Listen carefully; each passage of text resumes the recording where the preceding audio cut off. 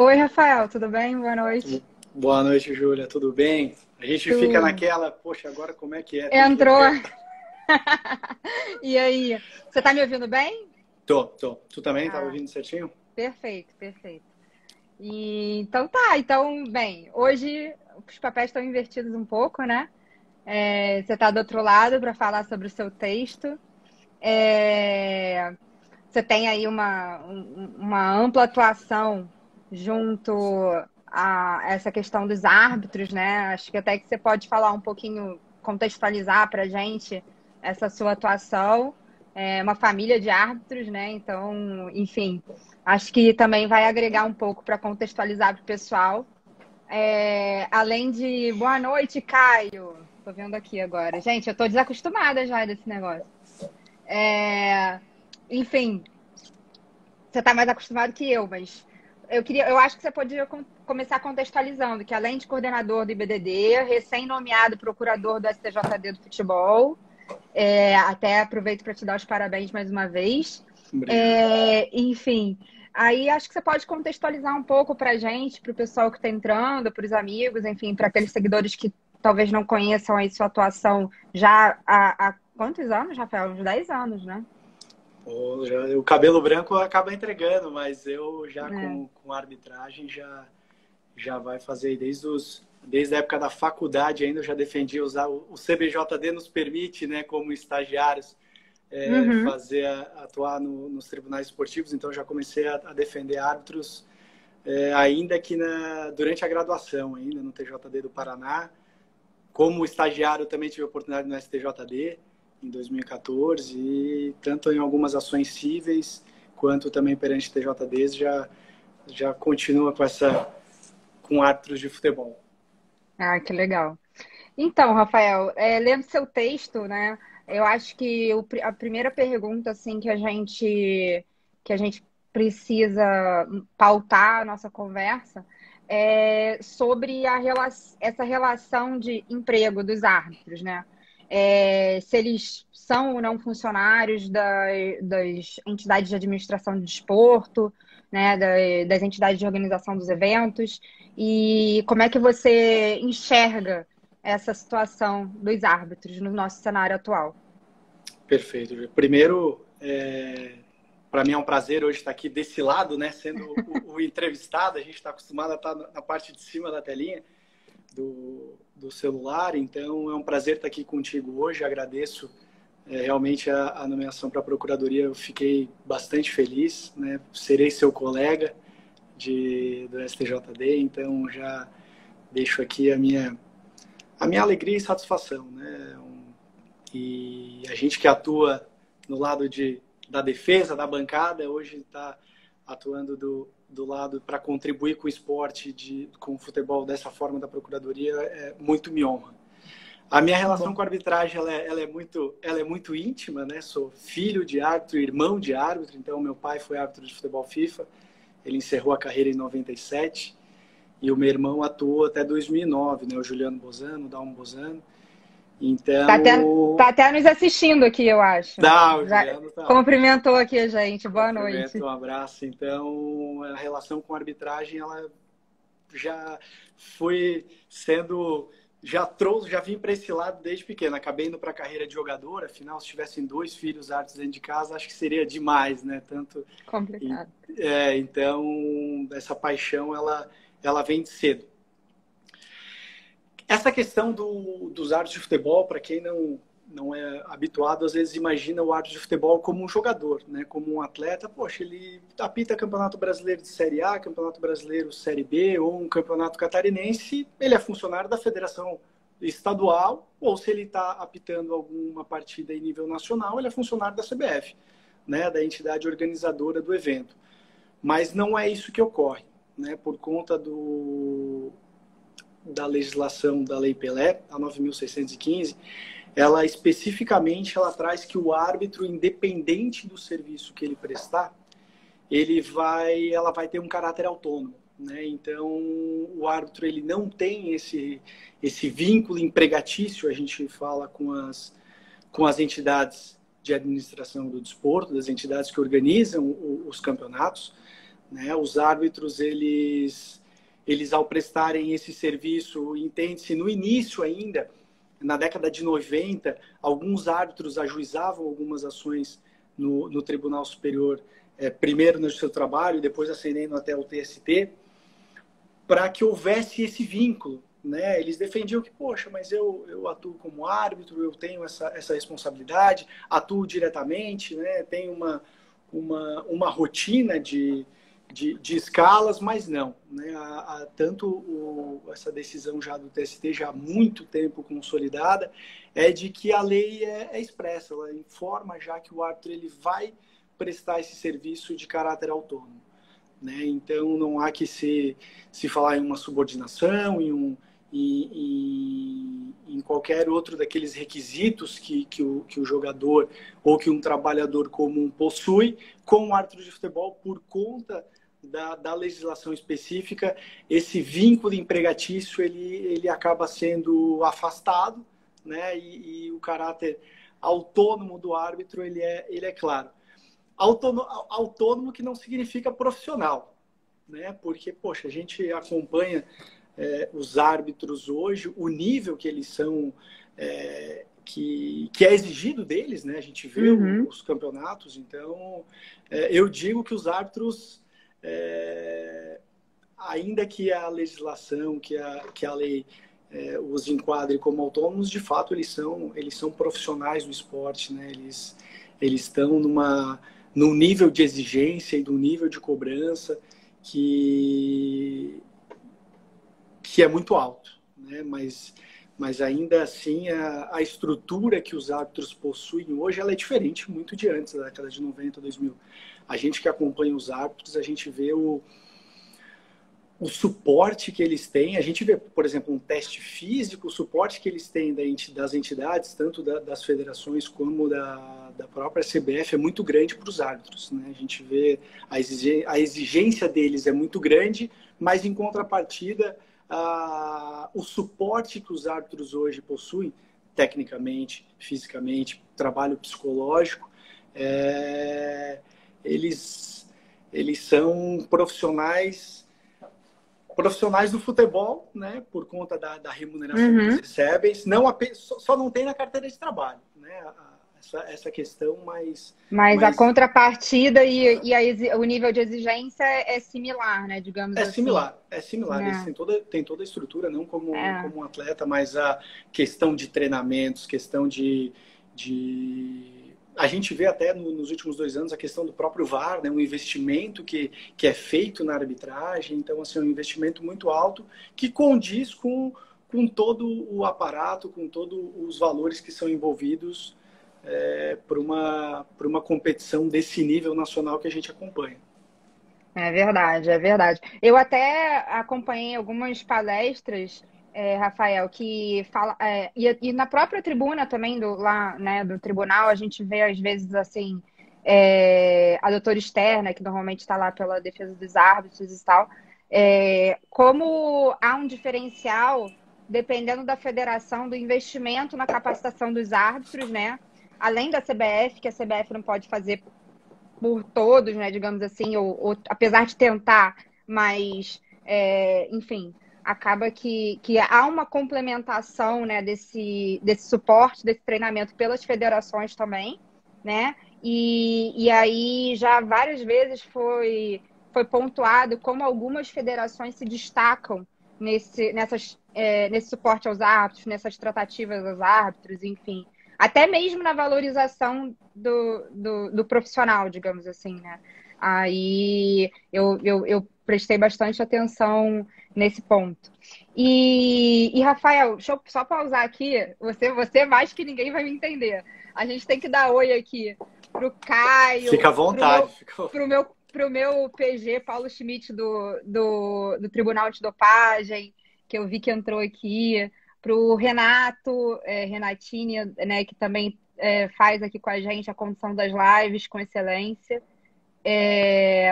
Enfim, para Fernanda, para o Cristiano, né, todo mundo aqui, obrigada pela visualização aqui e pela interação com a gente. Aí, aproveitando, até o Caio fez uma pergunta, e eu vou também sugerir a todos que utilizem o canal com pontinho de interrogação ali embaixo para fazer eventuais perguntas ou façam como o Caio. O problema é que eu pode ser que passe, enfim, sem eu observar aqui, mas estou tentando.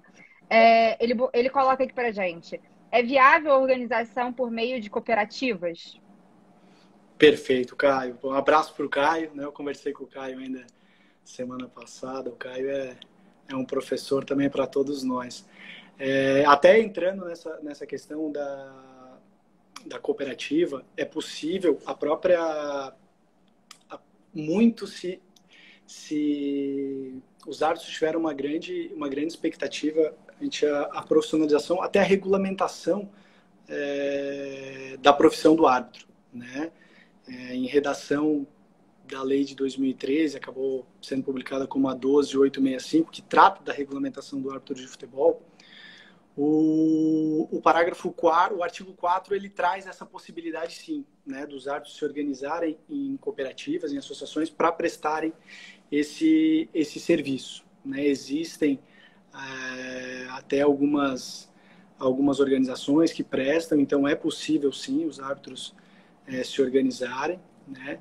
E dessa forma mais que possibilite, né? Às vezes a gente sabe até muito bem, como você falou, Júlia, a gente, por conta do Brasil, dessa questão continental, algumas federações, até por conta do campeonato, a gente sabe que tem federações que por conta dos recursos, a gente tem alguns exemplos que são óbvios, a Federação Paulista, a Carioca, a Federação Mineira tem um trabalho muito bom, a própria de Santa Catarina, que dão todo esse fundamento para o árbitro, porque o árbitro é como uma categoria de base, né? O árbitro não chega na Série A, vou virar árbitro, vou apitar a Série A. Não, assim como o jogador, isso é muito interessante, assim como o jogador ele começa na Sub-15, na Sub-17, o árbitro começa também na categoria de base, né? Então, onde que é o começo dele? É na federação.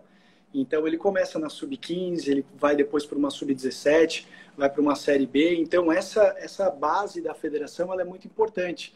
Até que no início de cada ano, as federações elas enviam para a CBF a lista com aqueles árbitros que se enquadram nos requisitos da CBF, para aí sim serem aqueles árbitros que a CBF trata como integrantes do quadro para atuarem nas competições nacionais, né? Existe um ranking, existe toda uma série de pré-requisitos para o árbitro alcançar Então, a gente vê um árbitro de Série A, às vezes, apitando, às vezes acha, pô, mas o cara chegou lá agora. Não, é como aquele trabalho de base, o árbitro, ele também conta com isso. É um trabalho... o árbitro que chega na Série A, ele passa por um Ele já galgou muito, né? Muito, já apitou um bocado de várzea, um bocado de sub para chegar lá. Então, para quem está chegando agora, eu vi também que bastante gente entrou nesse meio tempo. A gente está tratando aqui com o Dr. Rafael Bozano, que é recém-nomeado procurador do STJD do futebol e coordenador regional do IBDD. Ele está falando sobre o artigo dele que foi publicado ontem, sobre legislação desportiva e suas aplicações aos árbitros de futebol.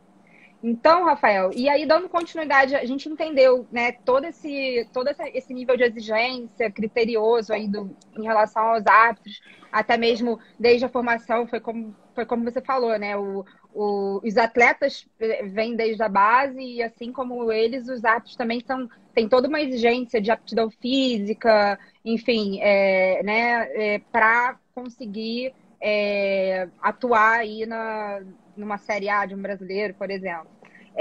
Enfim, mas a gente tem a Lei 12.867 de 2013, né? Aí você trata dela no seu artigo, até aproveito a oportunidade para convidar aqueles que ainda não tiveram a oportunidade de ler o artigo. Ele está na coluna de esportiva do IBDD, no site do IBDD. Enfim, e aí você pontua, né, sobre os impactos que essa lei repercutiu na questão da profissionalização do árbitro de futebol, né? Quais seriam esses impactos na prática? O que você pode falar para a gente a respeito sobre esse aspecto? Bom, qual que era o grande objetivo dos árbitros que a gente acompanhava com essa regulamentação? Seria a profissionalização, aquela que a gente fala do vínculo empregatício, né? Seria esse o grande objetivo dos árbitros, serem reconhecidos, ter esse vínculo com as entidades do qual eles prestam serviço. Esse era o grande objetivo e a grande esperança. Não foi possível, né? A legislação ela acabou sendo publicada, reconheceu a atividade do árbitro profissional de futebol, né, que é muito importante, trouxe a possibilidade, como o Caio trouxe, né, de ser possível os árbitros se organizarem em associações profissionais, em sindicatos, né, e só que aquele parágrafo único do artigo 88 que trata que os árbitros, independente do serviço prestado, eles terão um caráter autônomo, né? Esse parágrafo único ele continuou, né? Por conta que a lei publicada em 2013 ela não pode ser contrária à legislação de 98, né? Então resguardou os artigos já da 9.615, então esse caráter autônomo ele continuou. Na prática, Júlia, não mudou nada para os árbitros, né? Na prática, tanto a remuneração, o vínculo, não vínculo, né? Porque não existe o vínculo, ele acabou continuando o mesmo. Trouxe sim, né? Trouxe aquilo, regulamentou o árbitro de futebol, porque antes o árbitro ele não tinha sequer uma regulamentação, ele não tinha nem, mas árbitro de futebol, o que acaba sendo? Então, de fato, essa lei, eu até falo, com 5 artigos, ela veio só para... Ela acabou sendo mantendo o que já era, né? A grande expectativa dos árbitros não se consolidou com a lei. Gerou toda uma expectativa e, enfim. Vou aproveitar então agora para cumprimentar o Dr. Milton Jordão, o Gabriel Belon, que também esteve aqui com a gente recentemente, a Bárbara Moraes, que é uma amiga minha aqui do Rio também, e o Cristiano Posidio fez o Wanderson, São Paulo também, coordenador do IBDD, e o Rafael Cobra, que acabou de entrar. O Cristiano Posidio já fez o segundo comentário. Vamos lá, se eu tentar resgatar o anterior. Ele fala sobre os requisitos do vínculo que existem. O problema é a dificuldade para que o legislador reconheça, inclusive por força do direito comparado. Acho que ele complementa aqui esse caráter autônomo me parece um absurdo. Há, no mínimo, uma prestação de serviços. Acho que a lei é um entrave grande na profissionalização. Foi exatamente o que você acabou de falar, né, Rafael? O parágrafo único do 88 mata.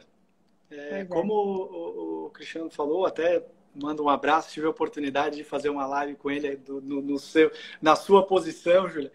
E, de fato, Cristiano, por exemplo, até isso eu tratei em um trabalho, que o árbitro ele acaba preenchendo todos os requisitos, né? A pessoalidade, a onerosidade, queira ou não queira, existe uma subordinação, afinal ele necessita cumprir regras.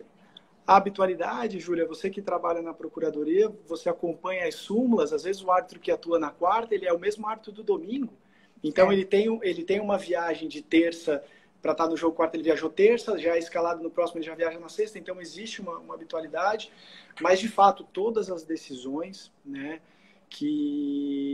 judiciais, elas esbarram e entravam no parágrafo único do artigo 88. Então, ainda não foi possível fazer essa desconstrução, fazer esse direito comparado, como o Cristiano bem trouxe. Então, esse é o grande entrave, né? E não existe nenhuma movimentação, até no próprio projeto de lei, da nova lei também, Lei Geral do Desporto, não vejo nenhuma movimentação para que seja alterado esse parágrafo único. A gente já tem outra pergunta aqui. Os árbitros e auxiliares se enquadram em qual categoria? Já que são autônomos, certo? No caso, tem direito de imagem também? Isso é um assunto que está... na verdade, o direito de arena que voltou a ser bem polêmico, né? Mas, enfim, acho que a gente pode também fazer uma breve explicação sobre direitos, né, do árbitro. Pois é, meu ver, um abraço ao nosso presidente, Léo Andreotti. Bom, o direito de arena é o direito de imagem. Por conta da MP agora, a 984, que trouxe a discussão do direito de arena novamente, com relação aos árbitros de futebol, isso já foi na MP 697, se não me engano, há uns 4 anos atrás, tentou-se inserir, porque para quem é habituado, para quem já milita nessa parte, sabe que o direito de arena ele é destinado às entidades, aos clubes, né, que participam do evento, e depois ele é dividido para o sindicato dos atletas, que depois repassa uma porcentagem para os atletas. O árbitro, com relação ao direito de arena, a Lei Geral do Esporte ela não prevê esse valor aos árbitros de futebol, né? Então, especificamente ao direito de arena, que eu acho importante deixar separado o direito de imagem do direito de arena. Né? Claro. São dois institutos diversos. O fato de um árbitro, aquilo que eu falo, o fato de um árbitro, a legislação não prevê que seja destinado ao árbitro ou ao sindicato uma porcentagem do direito de arena, isso não afasta o direito de imagem dele. Né? Isso são dois institutos que às vezes acaba ocorrendo certa confusão, mas é bom deixar aqui bem claro e que não se misturam. Né? Então, aquele direito de imagem que é o seu por uma publicidade, de uma exploração comercial, afinal, o futebol é um comércio. Né? A gente que vê o futebol, a gente sabe que todo mundo que está ali faz parte do show.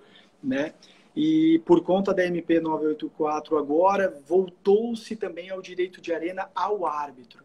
Né? O deputado Evandro Rogério Roman, ex-árbitro, o doutor Evandro Rogério Roman foi um árbitro FIFA, né? Hoje deputado pelo estado do Paraná. Ele propôs uma emenda à MP 984, do qual pretende que seja destinado 1% também das transmissões para os árbitros. Né? Isso já é uma batalha antiga dos árbitros, não é de agora, claro, o qual teve um balde de água fria quando veio da lei de 2015, que acabou ficando como da responsabilidade fiscal dos clubes, que foi vetado. Né? Isso estava para ser aprovado, tinha um artigo, mas houve um veto presidencial. Mas aqui eu acho importante porque às vezes a gente vê o veto, vê aquele tracinho e fala assim, não tem então. Mas é importante também saber qual foi a razão do veto. Né? O veto ele ocorreu em razão de que a forma como seria repassado esses valores para os árbitros, ela não ficou muito clara. Então não se adentrou, o motivo do veto não foi o fato de se o árbitro é importante, se ele é indispensável ou não para a prática, se ele seria merecedor ou não. Foi, digamos assim, o processual, não foi o mérito, digamos que ficou na fase processual. Poxa, mas como é que esse dinheiro vai chegar para os árbitros, né, esse repasse? Então, o motivo do veto foi esse. Espero, né, eu como um amante da arbitragem e também como estudo, como atuo nessa área, espero que tenha sucesso. Que seja, né? Seja analisado, afinal, o árbitro de futebol, ele faz parte do espetáculo, né? Eu sempre costumo brincar que a regra do futebol, ela permite que o jogo se inicie com 8 jogadores, mas não permite que comece sem um árbitro. Verdade, né? verdade. Por mais que o árbitro, a gente fala que o árbitro bom é aquele que não aparece, né? Quando fala do árbitro, concordo. Mas assim, ele é indispensável, né? Assim como o tribunal, né? A gente também, o maior ideal da gente é não precisar, enfim, julgar nada, mas enfim.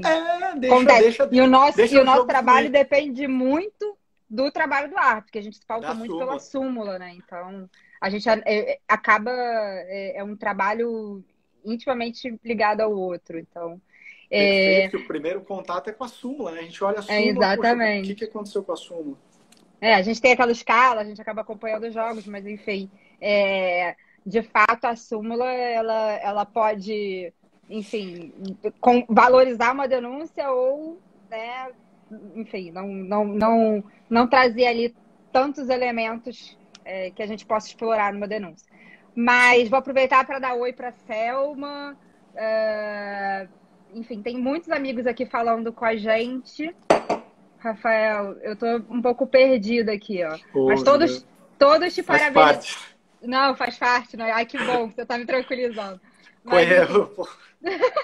todos te parabenizando aqui, nos parabenizando e te parabenizando pela sua atuação aí pela arbitragem e pelo desenvolvimento do futebol brasileiro. Deixa eu te fazer uma pontuação especificamente sobre essa questão que você trouxe do direito de arena, né? Que a gente até aproveitou e conversou em cima da pergunta que foi feita. A gente entende que realmente com a MP 984 isso voltou a ser um debate, mas. E você estava falando sobre esse projeto, você até menciona ele no seu artigo também, volta a falar que é importante as pessoas que se interessarem pelo tema, enfim, que leiam os artigos da coluna, que a gente debate aqui toda terça e quinta, né? Os artigos publicados na véspera no site do IBDD. Mas, enfim, e você vislumbra que, especificamente sobre o direito de arena, né, que os árbitros venham a ser efetivamente beneficiários desse instituto? Júlia, eu acredito e confio que sim. Né? Acredito que aquele veto que ocorreu em 2015 e ele foi importante, né? Foi importante porque trouxe quando que a gente debate, quando ele começa a pipocar, né? Opa, mas aqui participa, o árbitro participa, pô, mas por que foi vetado aquela primeira vez? Então a gente começa a vida, pô, eu errei aqui, eu não vou errar no segundo. Por que ocorreu o veto? Bom, o veto não analisou a importância, o veto foi uma questão específica. Então agora no projeto, acredito que vai ser debatido, gente, foi vetado antes por conta que não sabia como que ia ocorrer esse repasse. O repasse vai ocorrer agora dessa forma.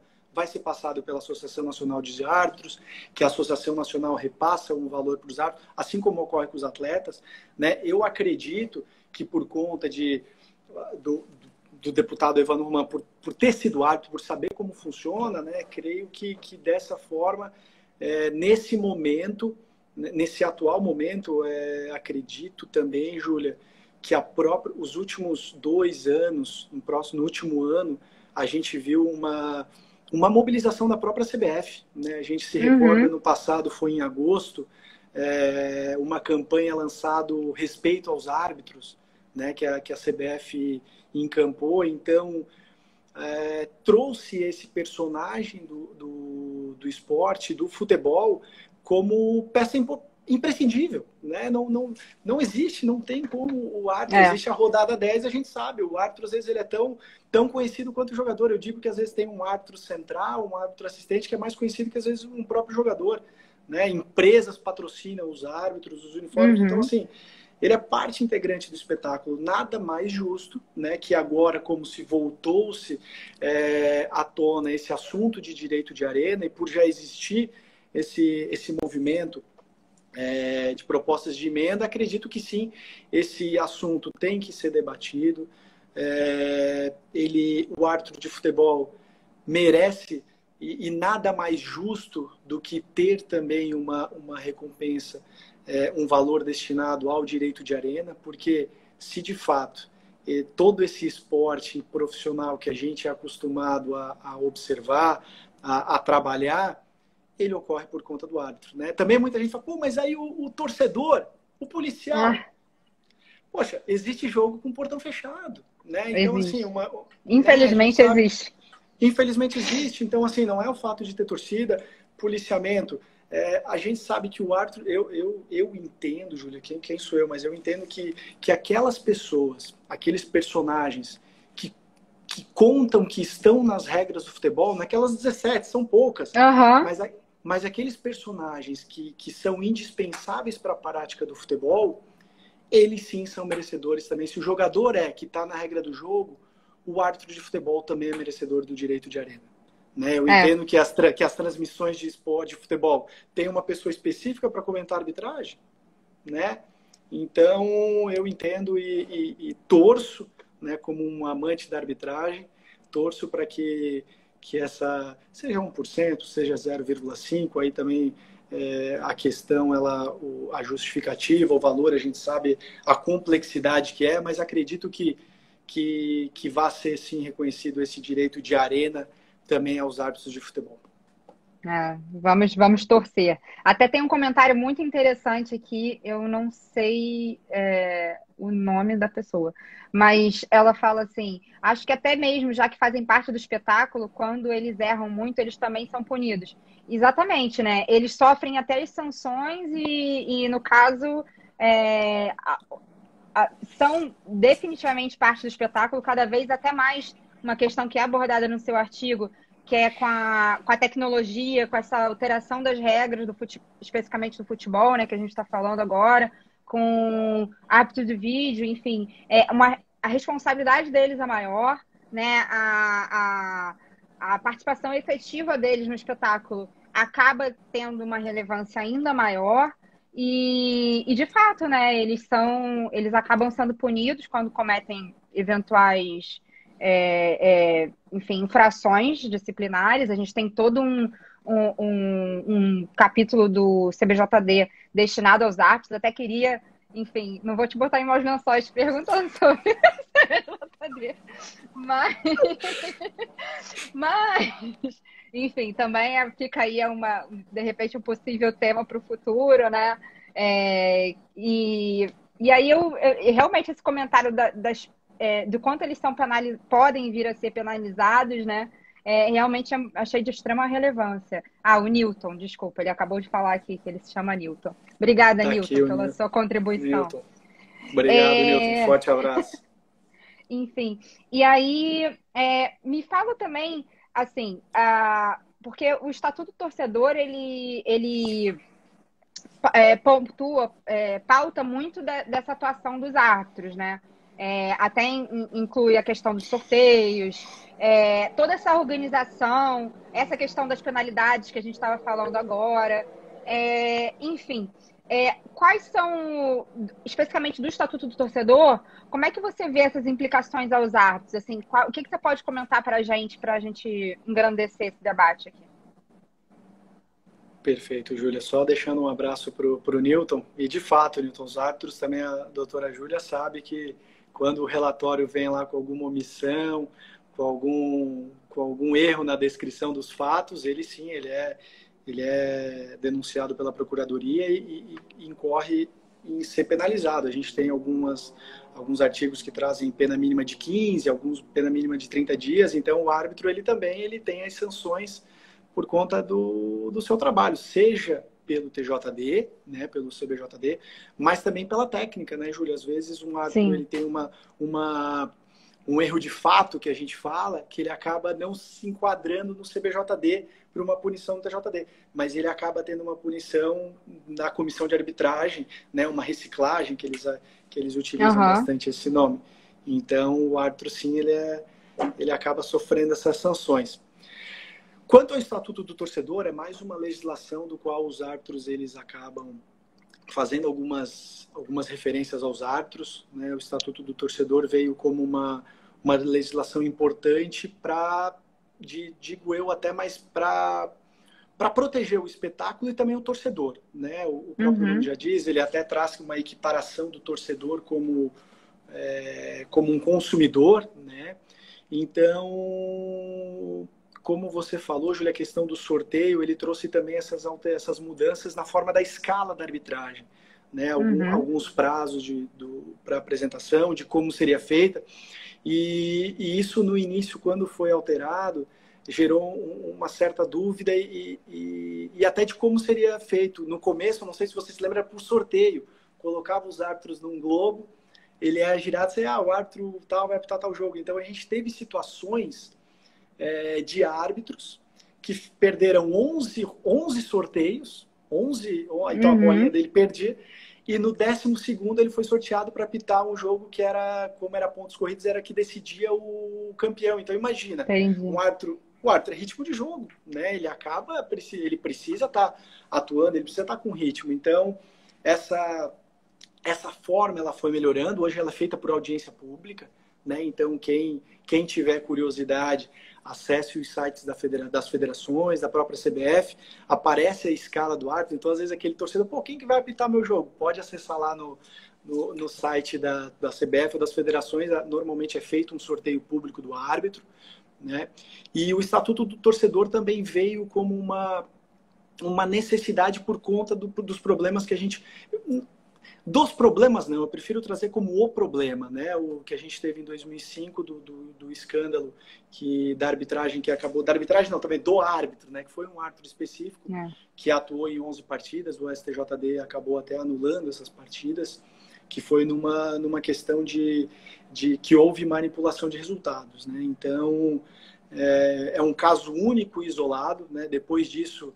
Júlia, eu não me recordo de casos envolvendo árbitros de futebol. O que a gente escuta é um clube de menor expressão, algum atleta mais árbitro. Né? Desde essa ocorrência eu não me recordo. Né? E o Estatuto do Torcedor ele acaba sendo utilizado também pelos árbitros. Por que pelos árbitros? Porque o Estatuto do Torcedor ele também traz, ele tipifica, né, algumas condutas daqueles que atuam no esporte.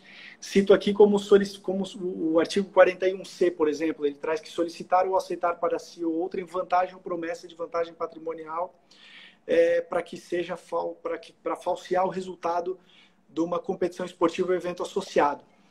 Então, o que acaba ocorrendo? Eu já atuo na defesa de alguns árbitros na área civil. De quando? Quando a gente tem algum dirigente, a gente já pegou alguns casos que o cara fala que o árbitro, aquelas expressões, roubou, na mão grande. Então, assim, acaba sendo o inverso. O artigo, ele acaba sendo uma proteção. Uma proteção para o árbitro. Por quê? Poxa, como é que então eu estou sendo acusado de manipulação de resultado?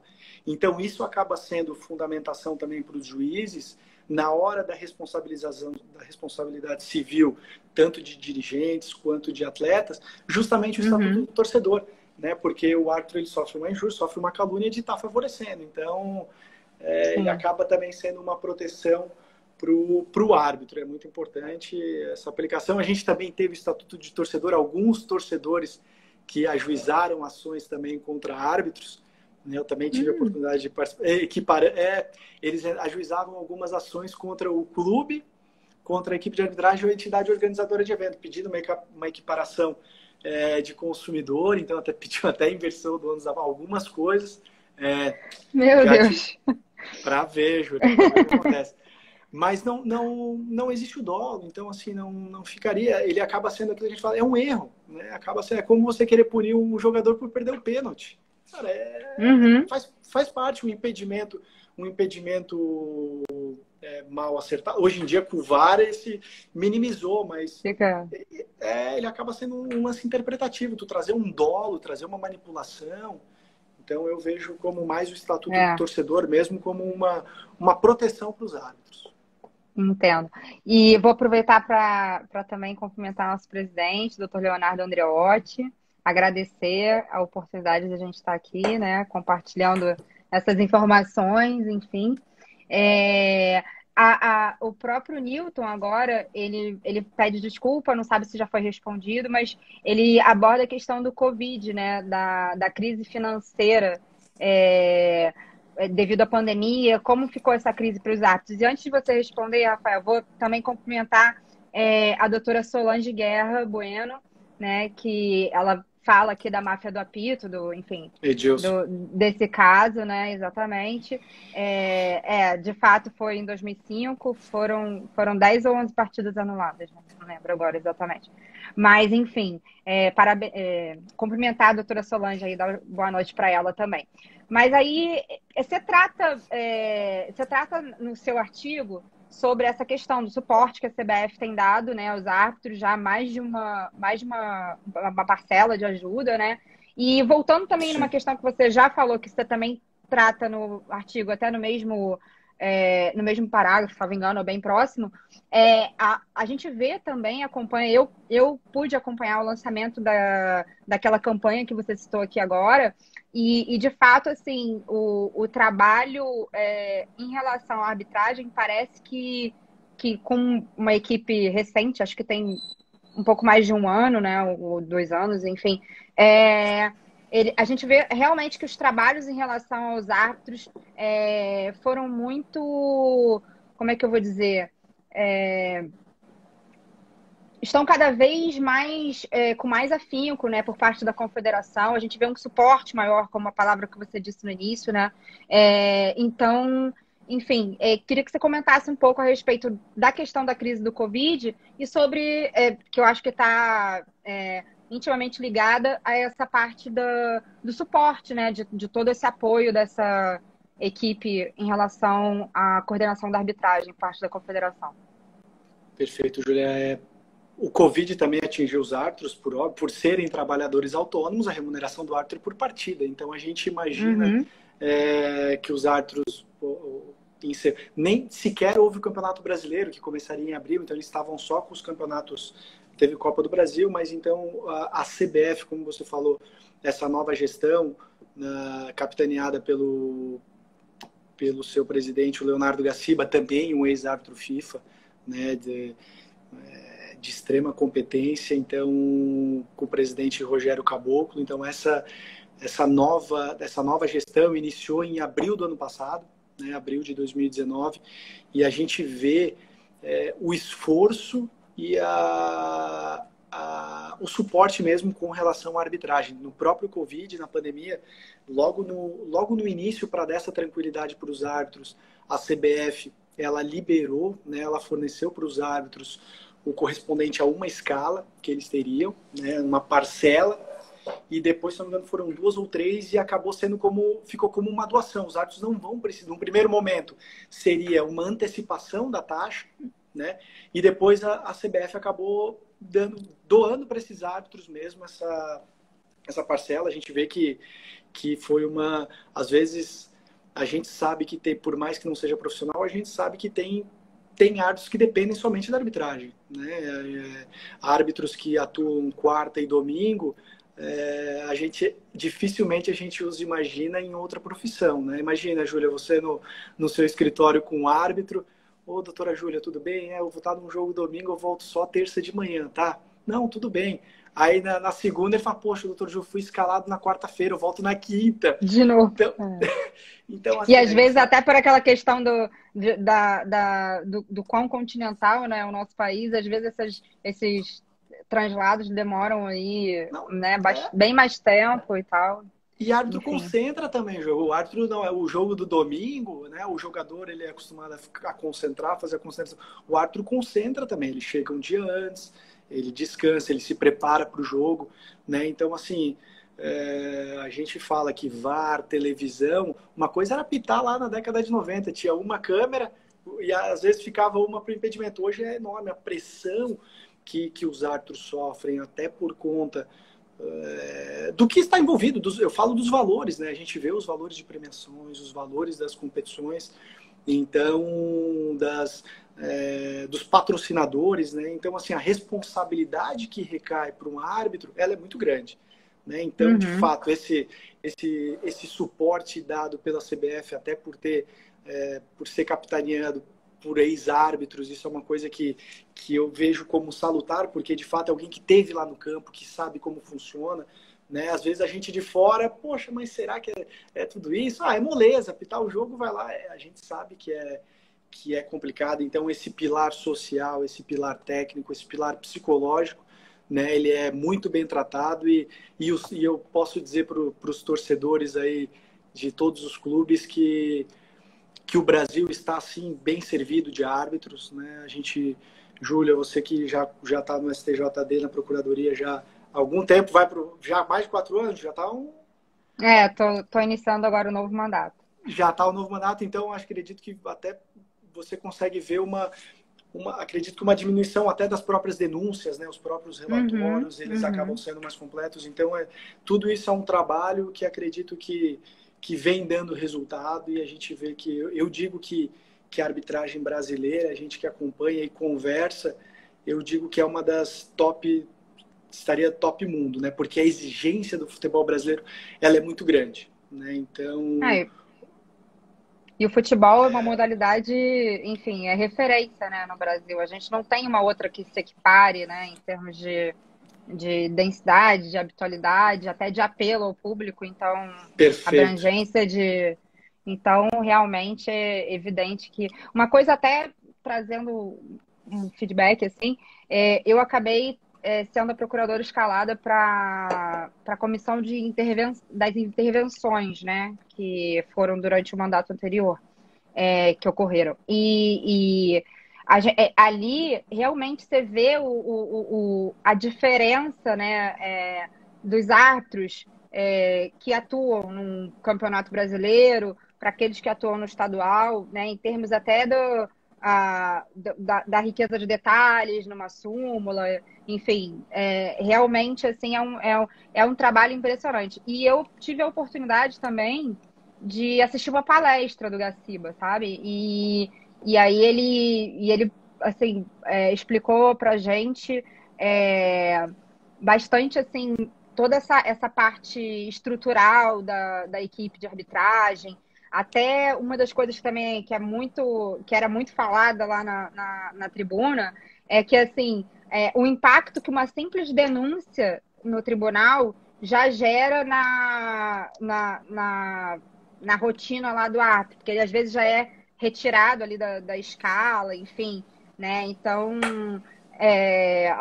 eu acabei aprendendo bastante sobre essa relação da comissão, né, de arbitragem com o tribunal e sobre os impactos, né, ali daqueles trabalhos e tal. A gente acabou até por orientação do meu PG do anterior, né, do Dr. Felipe Bevilacqua, a gente acabou até tentando assim oficiar antes para esclarecer às vezes algum ponto junto ao árbitro, para permitir aí essa manifestação prévia antes da denúncia, né?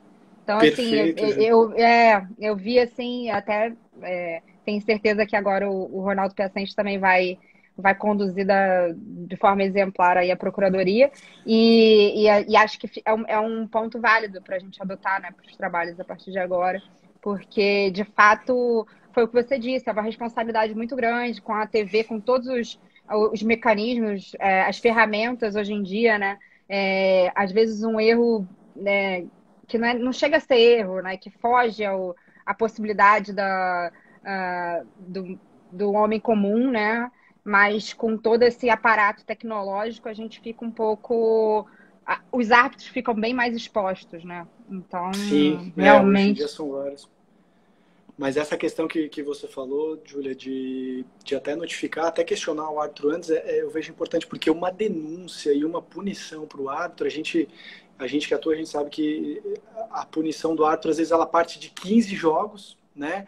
Às vezes parte de 15, algumas punições são a pena mínima são 30, então o reflexo que tem isso para o árbitro, que é um trabalhador autônomo, a gente vê hoje, por exemplo, jogos quarta e domingo, Série A, B, C, então o árbitro aí ele atua 2 jogos por semana, então uma punição de 15 dias, são 2 semanas, são 4 jogos que o árbitro deixa de atuar, né? Em contrapartida, o jogador, quando ele acaba pegando 1, 2 jogos, ele continua tendo a remuneração dele. Né? Então, assim, uma punição para o árbitro, ela de fato ela tem uma carga, uma lesão, ela traz muito grande. A legislação, claro, a punição é essa, mas esse zelo, acredito que esse questionamento antes, acho que é muito salutar mesmo, e até porque aquilo, o árbitro está ali para corroborar, para trazer o subsídio, né? Para possibilitar e para que os fatos sejam apurados. Né? Hoje em dia tem muita televisão, mas e muitas vezes, muito mais nas federações, às vezes a prova é a súmula do árbitro. Né? Então, a gente acaba vendo isso. Para muitos processos, a gente só conta com a súmula, no máximo o relatório do delegado, que também não é todo campeonato que tem, né? Infelizmente. Enfim, e para a Procuradoria é essencial aquele artigo 58 do CBJD, né? Que traz a presunção relativa de veracidade pro teor da súmula. Enfim, é o que nos salva muitas vezes. Deixa eu. A doutora Solange novamente pergunta aqui se você tem obra publicada com esse assunto. Aí eu vou te deixar responder, mas o artigo tá imperdível. O artigo no site do BDD, volta a falar, tem que ler. Não, que bacana, obrigado, Júlia. Você é suspeita, mas eu agradeço muito, muito. Poxa, fico bastante feliz, né? Essa oportunidade que o IBDD traz para os seus membros filiados a gente sabe a dificuldade que hoje o IBDD possibilita, né? Como a doutora Solange falou, de doutrina. A gente não tem doutrina, então o IBDD tanto pela revista quanto pelos artigos, eles acabam sendo uma salvação, uma fonte para a gente, né? Então, doutora Solange, eu tenho alguns artigos publicados, né, com relação à própria estrutura do árbitro de futebol. Eu já fiz um trabalho na minha monografia, eu escrevi sobre esse tema, né? Até vi ali o hoje desembargador, doutor Vanderlei Godoy, que eu deixo um abraço, foi o meu orientador nessa monografia, doutor Vanderlei Godoy, que também foi auditor do STJD, deixo aqui um grande abraço. E eu acho que tem o meu contato no IBDD, doutora Solange, pode mandar mensagem, o que eu tiver de material eu encaminho, claro, é como o direito de arena, aquilo que a gente falou, Júlia.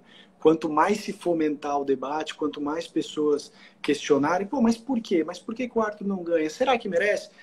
Tudo isso é importante, né? Faz parte do estudo e faz parte do IBDD, né? Que é isso, é fomentar a discussão, fomentar o debate. E fico muito feliz em poder contribuir com esse personagem do futebol do qual eu sou apaixonado. Sou muito feliz e grato por poder atuar. Enfim, o Newton também está super assíduo aqui mais uma vez cumprimento ele, agradeço. Vai virar árbitro, vai virar árbitro, Newton. Ah, vai? Que massa.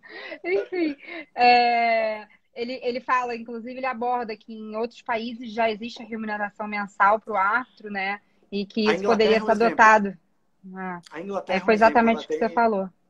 A Inglaterra ela é um exemplo, ela tem esse grupo, ela tem um grupo fechado de árbitros que eles são full time, né? Eles são tempo integral árbitros, tanto que quem tem a oportunidade de acompanhar a Premier League, a gente vê, pô, mas esse árbitro de novo, então é um grupo bem seleto, que passa por treinamentos semanais, e eles são, se eu não me engano, são 18, são 110 no grupo total, né? Que a Premier League ela tem esse grupo, e da Premier League são 18, que são os principais que acabam atuando na Série A deles. Então a Premier League faz um trabalho bem bacana nessa questão de árbitro em full time, né? A gente fala. Tem algumas outras federações, a espanhola, se eu não me engano, ela tem um contrato de 2 anos com o árbitro, então é como um jogador. Fica 2 anos, venceu, a gente vê se continua ou não. Então tem esses países que adotam. Isso com certeza tem uma repercussão no trabalho dos árbitros, enfim, no aprimoramento deles, né? O fato de ter um trabalho contínuo e um aperfeiçoamento, certamente isso reflete, né, em campo. Eu não preciso nem ir atrás é meio que uma consequência natural, né? Olha, a gente está chegando no finalmente, e você sabe como eu, aquele medo, exatamente, se eu vou conseguir salvar e tal. Mas, enfim, a Selva concordou uma frase que você já tinha falado aqui, que sem o árbitro não há um espetáculo. E a Solange fala aqui que ela trabalha com a convocação de árbitros para todos os eventos públicos de São Paulo. Bacana, Solange, que bacana. Não, a Solange é super assídua, assim, super colabora com a gente no BDD, participa das reuniões sobre possíveis reformas no CBJD, enfim. É muito legal ela estar assistindo aqui e compartilhando essas informações com a gente. Mas eu vou pedir, tudo que é bom acaba, né? E eu vou pedir, a gente já tem aí 6 minutos para o negócio fechar. Então eu vou pedir para você fazer as suas considerações finais, Rafael, por favor. Perfeito, Júlia. Primeiro, agradeço a você pela condução. Né? Para mim, como eu falei, é um prazer enorme, e um prazer enorme também hoje poder chamar como colega de procuradoria do STJD. Para mim é uma satisfação e uma honra enorme, assim como ser coordenador de IBDD. Né? Cumprimento aqui todo o grupo IBDD, todo o time IBDD, na pessoa do nosso presidente, Leonardo Andreotti, né, do qual a gente vê o trabalho feito também do Dr. Gustavo Delbin, Caio. Então, esse time BDD muito me orgulha de fazer parte. Para mim é sempre um prazer poder estar aqui dividindo essa live hoje desse lado de cá, mas é um prazer enorme, Júlia, e deixo aqui a minha gratidão, né? E agradeço aqueles que tenham ouvido e que fique à disposição, me coloco à disposição para qualquer dúvida, para quem quiser entrar em contato. E uma boa noite a todos e sigam o IBDD, sejam membros, né? É muito bacana, é apaixonante. E fica o meu abraço a todos. Vou deixar aí o tempo para ti, para tu fazer tranquilo. Esse direito desportivo realmente é apaixonante e move a gente, né? Em todos os sentidos. E o BDD realmente é um time, né? Ele abraça a gente nos permite essa série de recursos, de visibilidade, então, assim, nós somos filiados, mas acabamos tendo, de fato, um time e acaba que todo mundo muito engajado e feliz de fazer parte. Então, acho que a gente transparece isso nos nossos... nas lives, nos artigos, nos eventos presenciais que retornem logo, se Deus quiser. É muito legal esse time. E aí, realmente, vou ter que fazer coro com você, né? Que as pessoas conheçam o trabalho, aqueles que ainda não conhecem, que vejam sobre a filiação, para poder contribuir com a gente aqui também na coluna, nas lives, nos eventos.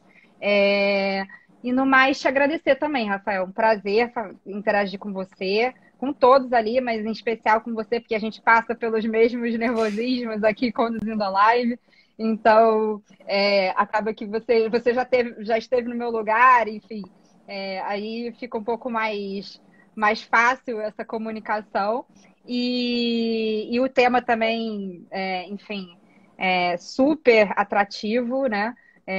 E te dar os parabéns mais uma vez, bem-vindo à Procuradoria da CJSAD do Futebol. Tenho certeza que você vai agregar muito lá na equipe. E é isso, agradecer a todo mundo que nos assistiu. Vou também tomar a liberdade de agradecer na pessoa do nosso presidente, Leonardo Andreotti, que vai fazer uma live agora também de um projeto dele, pessoal, no Instagram dele, particular, que também é imperdível. Então a gente já vai migrando, né, de uma para outra. Aqui foi aquecimento. Aqui foi a preliminar. Vamos lá para o presidente. Eu vou agradecer então, Rafael, dar boa noite para todo mundo. Um beijo, tchau. Tchau, gente. Boa noite.